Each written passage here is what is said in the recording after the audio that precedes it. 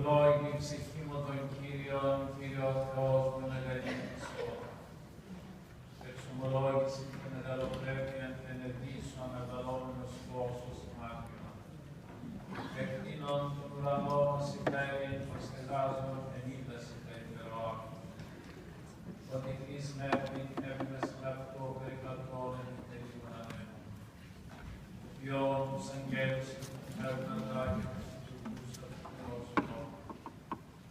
Μελιών η γη με την ασφάλεια να πτήσουν και τις εταίρες των αιώνας Θεών. Άβης σου όσο σημάτιον του περιπόλαιων αυτού εκ των ωραίων να στήσονται ύδατα.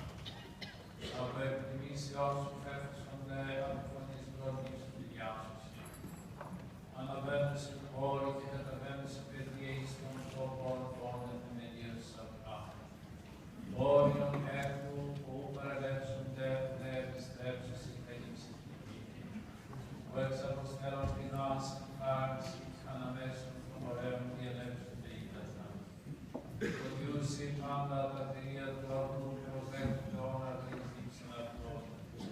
Επ' αυτά τα πεπεινά του κατασκηνός και εκ μέσω των παιδιών τόσο συμφωνεί. Ότι ζωνόρια των ημερών αυτού από καρπούν έργων σοφρότας της ελεηνή. Ο εξανατμένων πόρτων της εκτίμηση και εκβόλη εξελεγινάτων εκ της γης και είδος εφθαίνει καρδιάν ανθρώπου. Δηλαδή με πρόσωπον εν ελαίον κάτος καρδιάν ανθρώπου στήθους. Όρτας στήσονται εξελσίδα του παιδίου εκέβη του Ιβάνου μας επίδευσας. Εκεί στου θύενος έψος υπεροδημήκαν του γείτης για αυτόν. Όρυτε υψηλάτες ελάπτης πέτρα κοινωνική της ταβής. Επίσης ελληνής και ρούχους, ο ίδιος έγνος μίσιν αυτούς, έφτος κόντους και γένετον μίξιν αυτοί διαλέψονται πάντα του ίδιους μήνους. Σκύμιο γόμενε παρπάσει και ζητήσει τα το Θεοδός αυτής. Ανέρχεται ο ίδιος και συνήθισαν και εις τας μάντας αυτών είδαστήσονται. Εξελέψε τα άνθρωπος εκ του έργου και την εργασία να βεβαίωσες φέρες. Ως ενεγαλήν Άιδες του Κύριε, πάντα εν σοφία επίσας, επιρώθη η γη της κτήσεώς. Αυτή η θάλασσα είναι μεγάλη και ευρετικόση και πετάνε και στην ερθμό ζώνη γράμματα. Εκεί πλοία διαπορεύονται, δράκο αρκούντο όσον έπνες σε παίζει να βγει.